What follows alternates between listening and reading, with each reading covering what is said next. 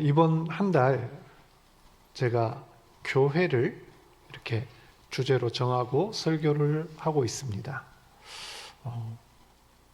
제가 이제 쭉 설교를 했는데 물론 기억나시는 것도 있고 또 잊어버리신 것도 있겠지만 다시 한번 되새기는 차원에서 제가 정리를 좀 해보자면, 첫 번째 제가 교회는 모이기에 힘써야 된다라고 말씀을 드렸어요.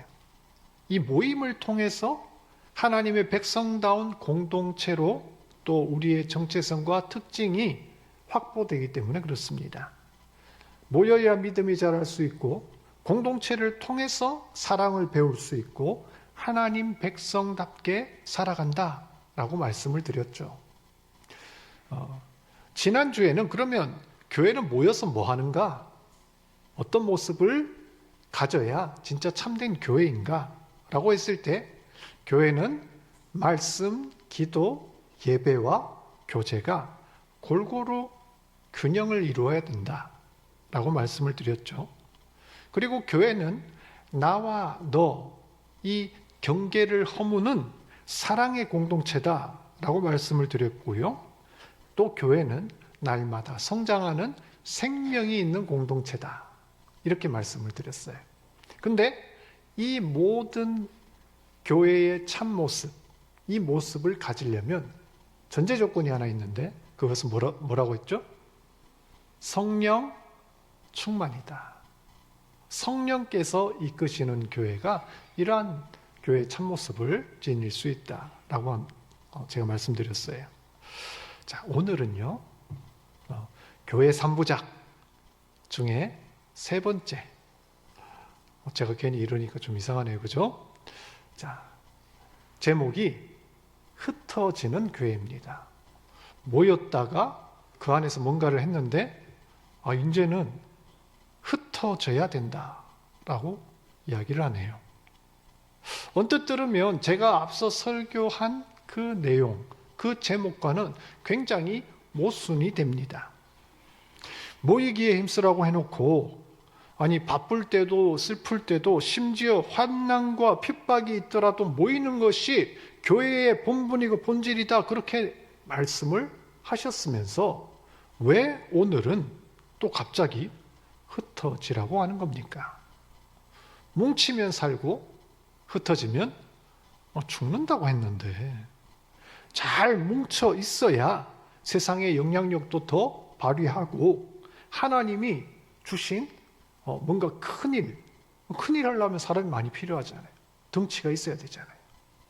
그러려면 우리 교회도 더 성장하고 부흥해서 좀 대형 교회가 돼야 되는데 왜 또 갑자기 흩어지라고 그러냐, 이런 의문을 가질 수가 있죠. 근데 여기에는 하나님의 경륜이 담겨져 있습니다.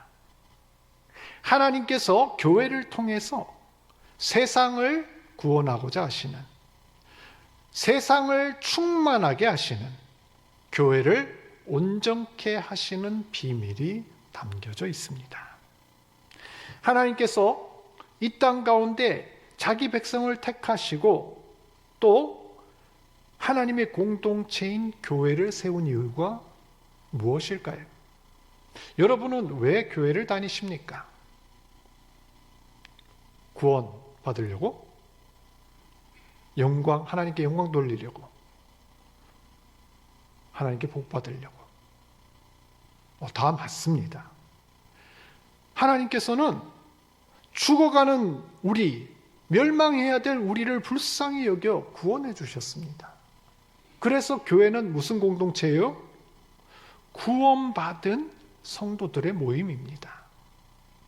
또 이사야 43장 21절 말씀, 이 백성은 내가 나를 위하여 지었나니 나를 찬송하게 하려 함이라. 하나님이 우리를 부르신 이유, 우리를 창조하신 이유, 하나님께 찬양하고 예배하기 위해서. 교회는 무슨 공동체예요?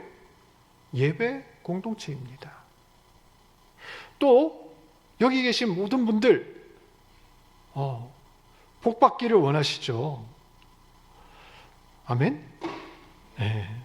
교회는요, 복받기를 사모하는 공동체입니다. 네. 하나님이 너는 복의 근원이 되라고 하셨거든요. 교회는 복이 넘치는 공동체가 되어야 됩니다. 여기 계신 모든 분들 복받기를 축원합니다. 우리 옆에 계신 분들하고 한번 그렇게 축복 한번 할까요? 복 많이 받으십시오. 자, 여기에 한마디 더 붙여서 하늘의 복 많이 받으시길 바랍니다. 아유, 이제 좀 분위기가 조금 쌀버릇했다가 좀 많이 풀어졌네요. 자, 근데 여러분 이런 생각 한번 해보신 적 있으십니까? 근데 하나님은 굳이 왜 자기 백성들을 이렇게 귀한 자신의 공동체를 이 세상 한가운데다가 또 띄워놓으신 걸까요? 구원받은 즉시 뭔가 천국이나 낙원 이런 데 그냥 바로 구원해 주시면 안 되나? 그럼 참 좋을 텐데.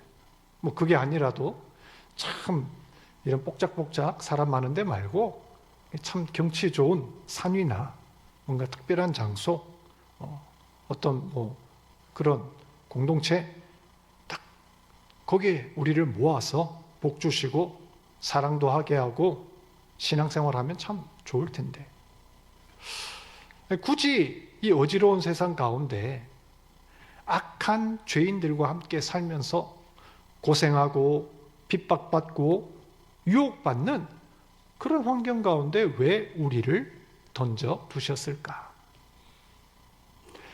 만일 교회의 존재 목적이 우리끼리 잘 먹고 잘 살고 우리가 그냥 은혜 받고 거룩하게 사는 것 여기에 만족한다면 이게 맞는 방법일 수 있습니다. 가장 좋은 방법일 수 있어요.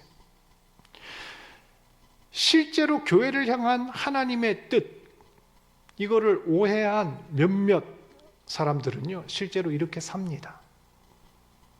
얼마 전에 제가 뉴스를 보니까요 저기 남미 어떤 나라에 한국 사람들이 모여서 만든 농장이 있대요.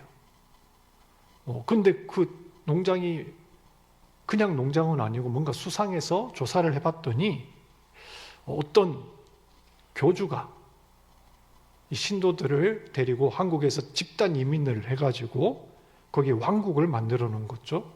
그래서 거기서 그 안에서만 갇혀서 노동도 하고 또 자기들끼리 예배도 드리고 막 이상한 그런 짓을 하더라 이거죠. 거기에 인권 유린도 문제가 되고 그래서 굉장히 좀 심각한 어떤 그런 뉴스를 봤습니다. 정말 극단적인 얘기는 하지만 예수님 이래로 수많은 사람들이 이런 식으로 자신들을 분리시켜 놓고 자신만의 왕국, 자신만의 공동체를 만들려고 시도했습니다. 뭐 수도회, 무슨 기도원, 신앙촌. 그런데 이렇게 하나같이 자기를 고립시키고 자신만의 탑을 쌓았던 그룹, 공동체는 그 결과가 좋지 않았습니다. 자, 이게 우리 교회라고 예외가 될까요?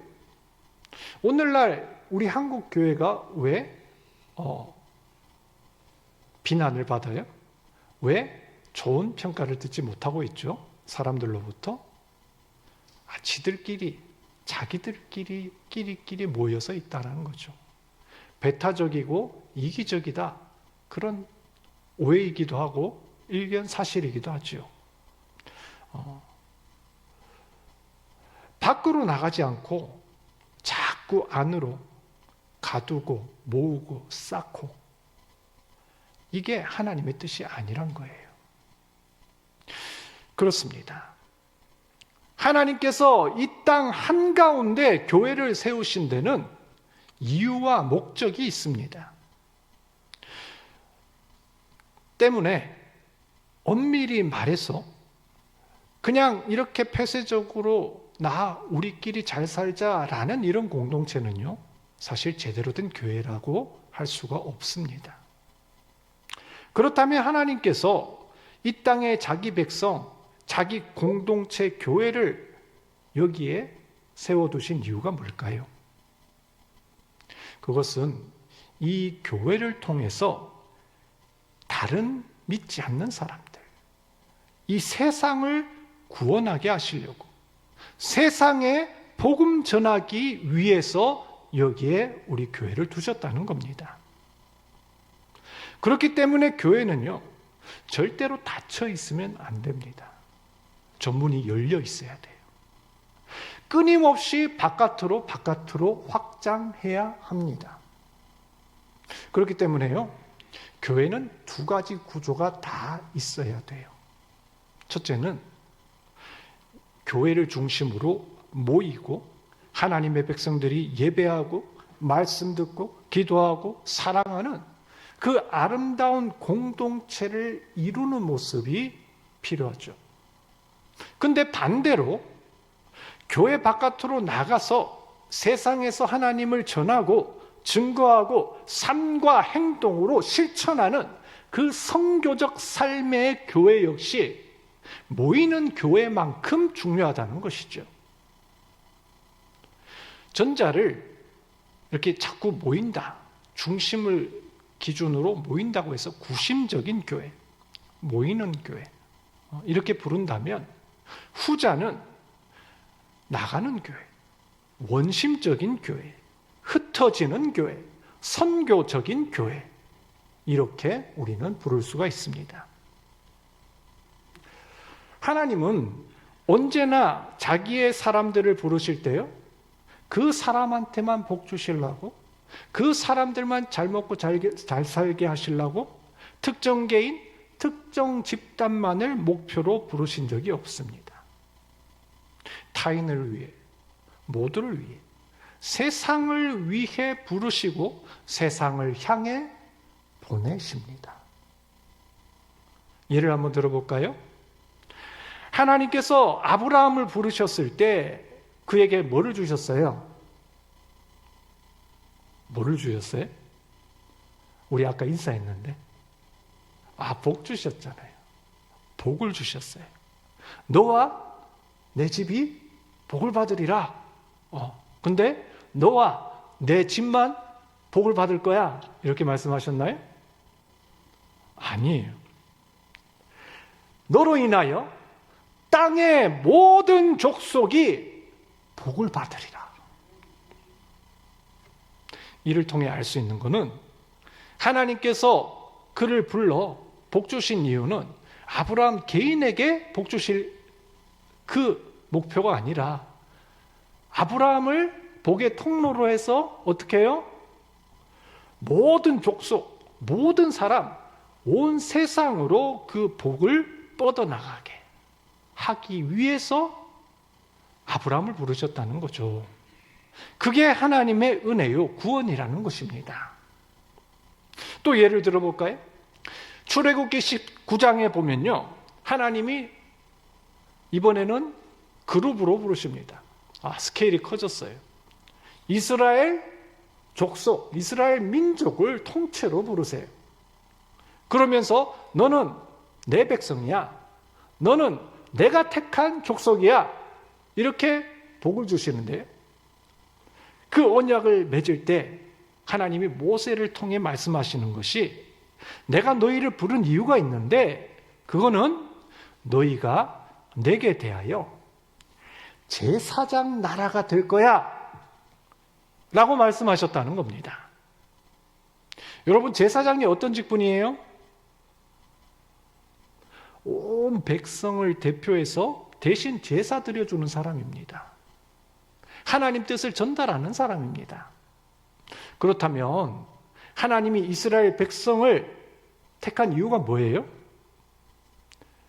너를 그냥 세상 모든 나라들 위에 우뚝 세워서 너 혼자 높이기 위해, 너 혼자 이뻐해 주기 위해 하나님이 그렇게 이스라엘 부르신 게 아니겠죠. 하나님의 뜻과 하나님의 그 구원의 메시지를 누구를 통해 전달하겠다는 거예요? 이스라엘을 통해 전달하겠다는 거예요. 이스라엘 자기 자신만을 위해 너만 복받고 높이 되기 위해 세운 게 아니라고요. 그런데도 이스라엘은 어떻게 했습니까? 이거를 착각했죠. 우리만 선민이야. 우리만 하나님 앞에서 복받고 구원받을 거야. 지금도 이스라엘은 어떻습니까? 굉장히 편협하고 잘못된 그 선민의식으로 똘똘 뭉쳐서 잘못된 배타적이고 이기적인 종교와 민족주의에 아직도 빠져 있습니다. 이것을 베드로는 이렇게 풀어서 설명합니다. 베드로전서 2장 9절, 자막이 있을 거예요. 베드로전서 2장 9절, 자막이 없나요? 없으면 제가 그냥 읽어드리겠습니다. 너희는 택하신 족속이요 왕같은 제사장들이요 거룩한 나라요 그의 소유가 된 백성이니 이는 너희를 어두운 데서 불러내어 그의 기이한 빛에 들어가게 하신 이의 아름다운 덕을 선포하게 하려 하심이라. 아멘. 뭐가 되게 길죠? 여기서 우리가 먼저 생각해야 될 거. 너희가 도대체 누굴까요? 너희는 택하신 족속, 왕같은 제사장, 거룩한 나라, 그의 소유가 된 백성인데 너희가 누굴까요? 본편에서 이 너희란 이스라엘 백성이었겠죠. 출애굽할 당시에 하나님은 이스라엘을 불러서 이 말씀을 하셨다고요. 근데 베드로가 이 이야기를 할 때 그 너희는 누구일까요? 영적인 이스라엘.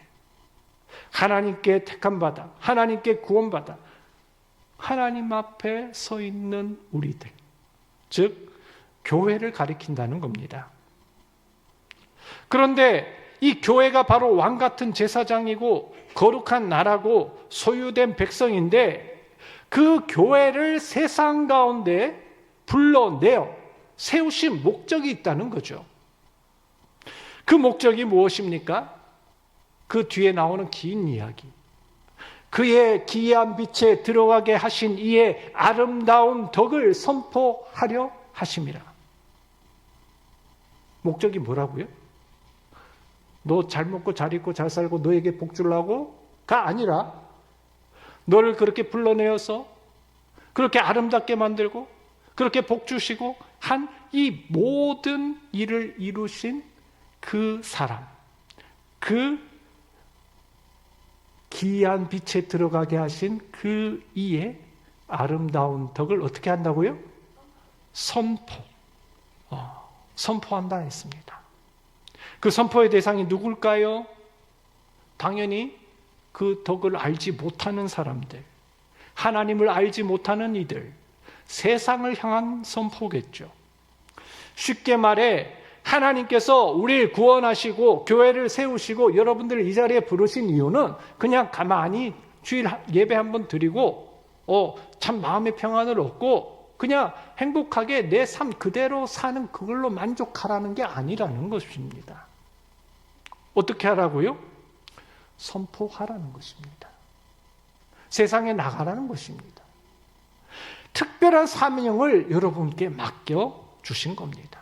즉 교회의 사명은 복음의 선포고 하나님의 선교에 있다는 것입니다.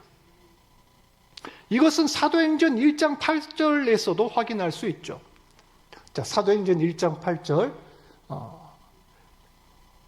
사도행전 1장 8절 사도행전 1장 8절입니다.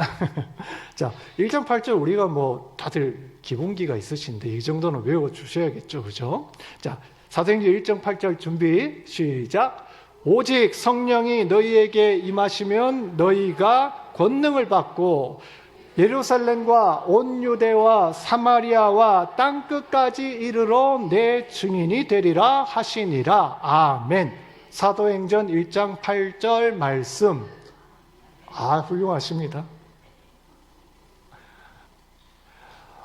오순절 성령 강림으로 제자들이 권능을 받습니다. 그리고 그 예루살렘 한복판에 교회가 세워집니다. 예루살렘 교회는 놀라운 기적과 표적을 경험합니다. 날마다 사람이 늘어가고요, 부흥을 경험하죠. 베드로 설교 한 번에 3,000명이 하루에 그 교회에 출석하게 됩니다. 후에는 남자만 5,000명에 이르게 되었다라고 나오죠. 교인 수가 는 이것만으로도 대단한 일인데, 참된 교회의 모습, 아름다운 공동체, 이상적인 교회의 모습까지 갖추기까지 합니다. 양적, 질적의 성장과 부흥이 다 일어났다는 거예요. 그런데 이런 예루살렘 교회에 위기가 찾아옵니다. 유대 교회에서 대대적인 핍박과 박해를 하게 되죠. 우리가 오늘 본 이 8장 앞부분 7장에 스데반 집사가 돌에 맞아 순교를 하게 되고, 정말 광풍과 같은 지독한 박해가 예루살렘을 휩습니다.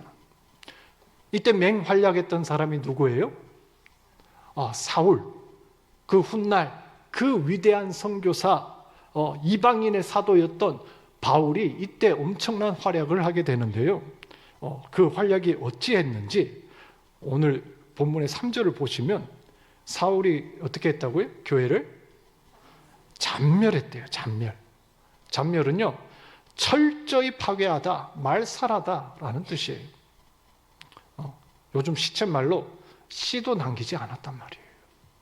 좀 유식한 말로 발본색원했다. 좀 그럴듯하죠. 발본색원했다. 어찌나 열심히 박해를 하셨던지 씨도 안 남았다, 이 말입니다.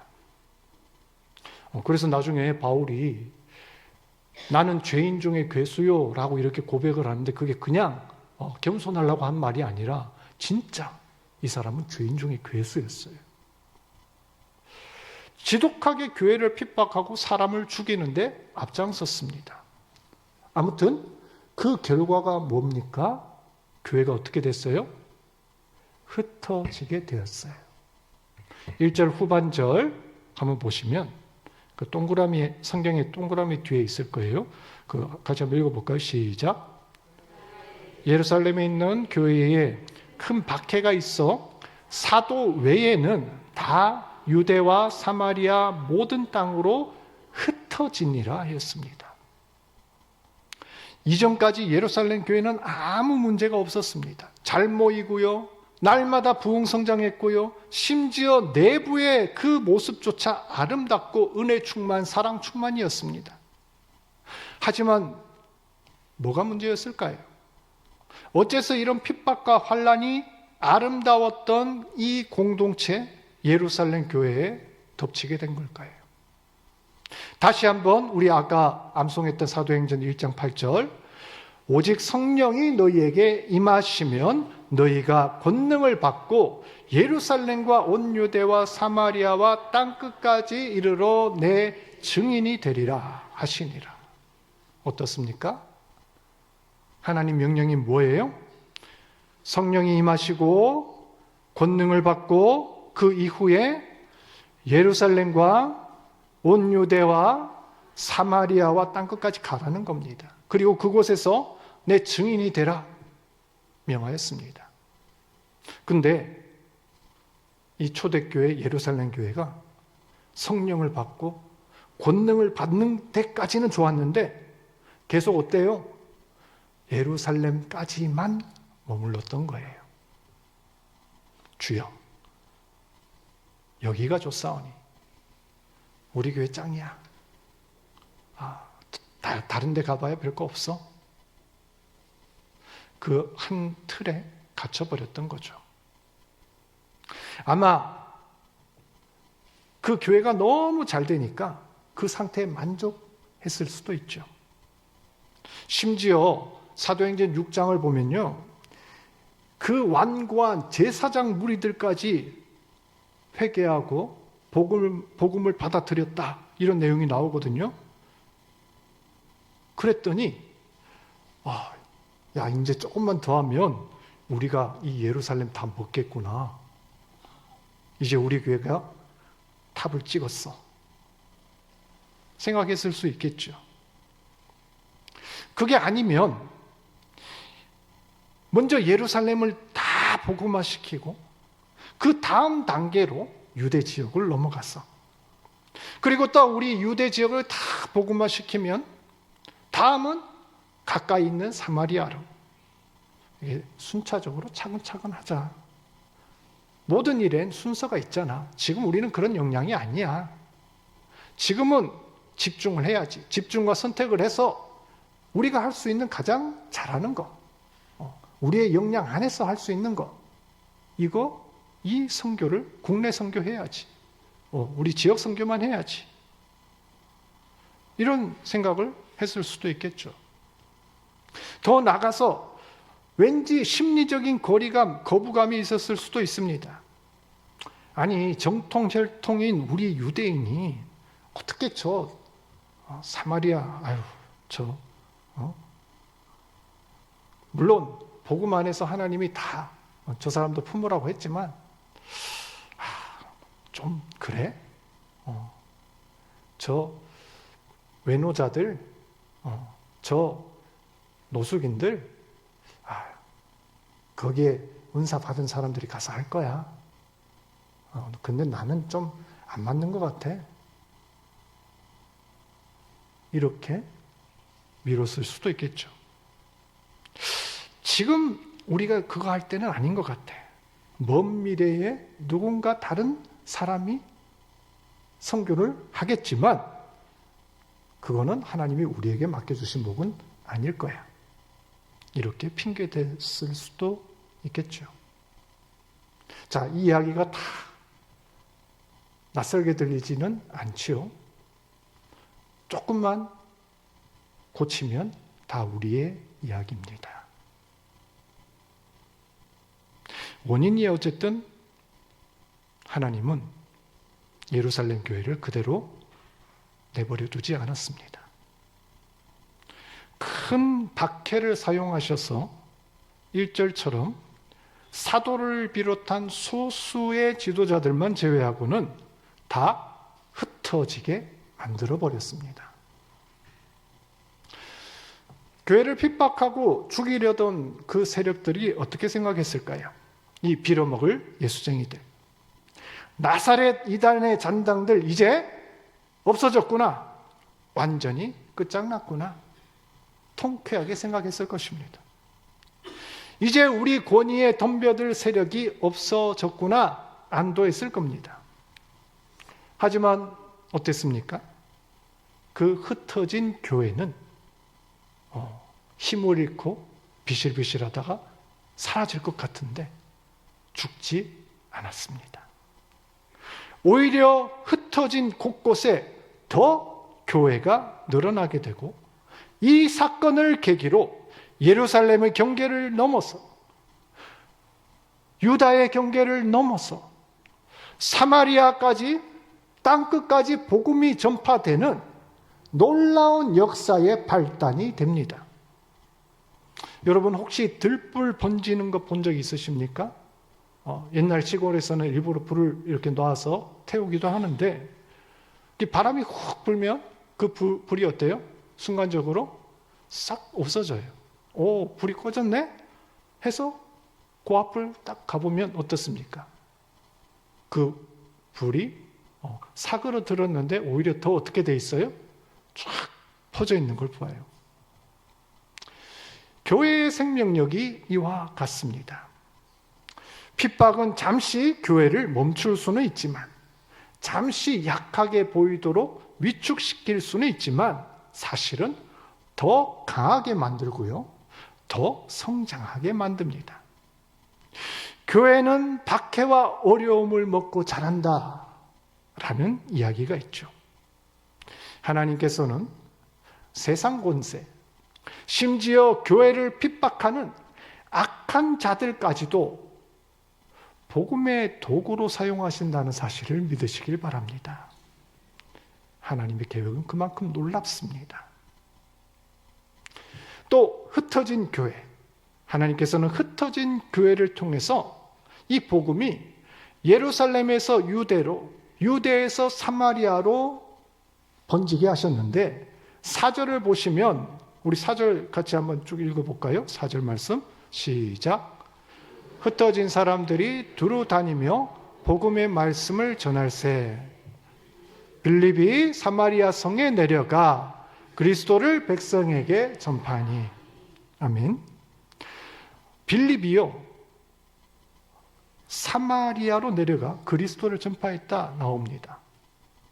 여기서 빌립은 예수님의 제자 빌립이 아니고요 초대교회의 7 집사 중에 한 분 빌립 집사님이세요.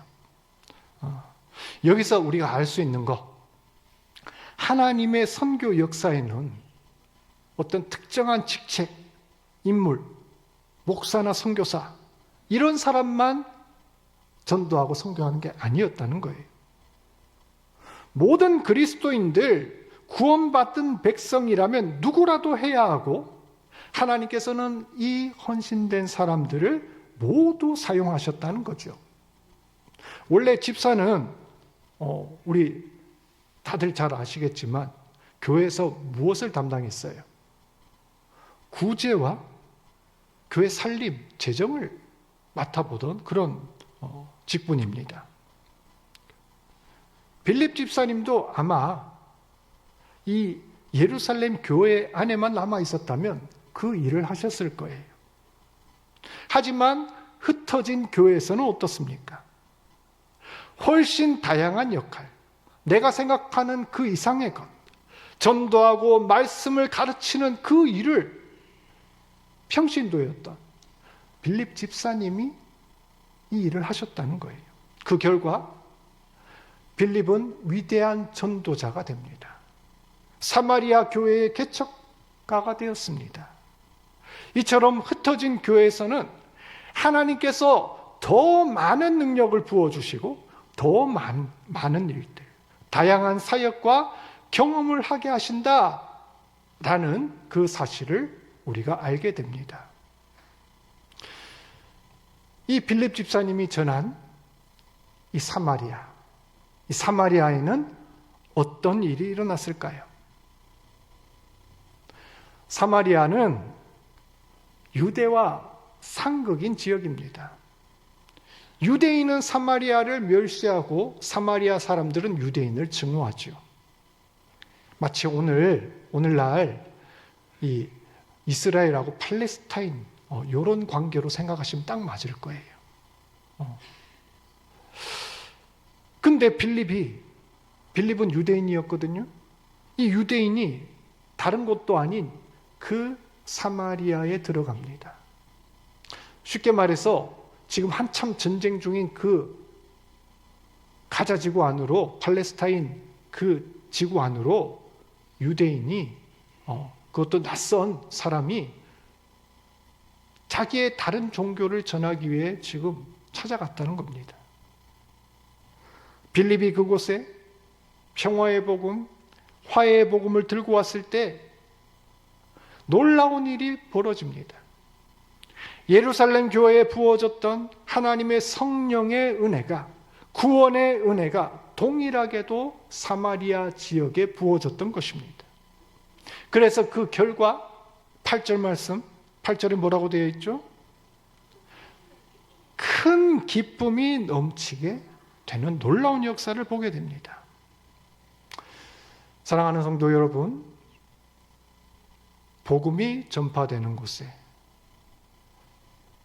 교회가 흩어진 그곳에 무엇이 생겼다고요? 큰 기쁨이 생겼더라. 여러분, 복음이 무슨 뜻이에요? 복음의 말뜻이 뭐죠? 복음은 기쁜 소식입니다. 기쁜 소식. 요즘 우리 주변에도 많은 소식들이 넘쳐나잖아요. 근데 그 소식을 가만 살펴보면 다 화나는 소식, 슬픈 소식, 남을 비방하고 조롱하는 그런 소식들이 거의 95%, 99%인 것 같아요. 근데 지금 사마리아인들도 그런 가운데 있었어요. 분노 가운데, 때로는 체념 가운데 살았던 사람들이죠. 같은 동족이라 여겼던 유대인들이 자신들을 오히려 이방인보다 못하게 죄인 취급하고 쓰레기 취급하는, 그래서 큰 고통과 상처를 안고 살았던 사람들입니다. 그런데 빌립이 기쁜 소식을 전합니다. 누구든지 예수 믿으면 똑같이 하나님의 자녀가 된다는 소식. 유대인이든 사마리아인이든 헬라인이든 상관없이 하나님이 널 사랑한다는 그 소식. 흩어진 교회는 세상에 이 기쁜 소식을 가져오는 사람들입니다. 윌리엄 바클레이라는 신학자가 어두운 분위기를 가져오는 기독교는 거짓 기독교다 라고 말했습니다. 왜냐하면 기독교의 본질 자체가 복음이기 때문입니다. 그 복음이 뭐라고요? 기쁜 소식이에요. 근데 이 기독교로 개종했는데, 복음을 들었는데 늘 우울하고 슬프고 부정적이라면 그것은 뭔가 좀 잘못된 것이겠죠? 여러분은 여러분의 삶 속에서 얼마나 기쁘게 생활하십니까? 하나님을 찬양하고 범사에 감사하고 여러분에게 주어진 그 구원을 즐거워하십니까? 즐거워하십니까? 아멘. 만약 그렇다면 일단 우리는 복음 전할 기본 준비는 된 셈입니다. 교회 다닌다는데 맨날 찌푸리고 있고요, 짜증내고 뭔가 근처에 가기 뭔가 껄끄러운 그런 우울한 분위기를, 아우라를 품어내고 있다면 그건 뭔가 문제 있는 겁니다. 여러분, 하늘의 기쁨으로 세상 가운데도 기쁨을 전하는 자들 되시길 주의 이름으로 축복합니다. 오늘 말씀에 이 빌립 집사님처럼 우리도 가정에서, 삶터에서, 또 여러분들이 직장에서 경계를 넘어 그곳에서 주님을 증거하고 기쁨의 전달자가 되신다면 그곳이 곧 흩어진 교회요, 나의 선교지가 될 줄로 믿습니다. 아멘.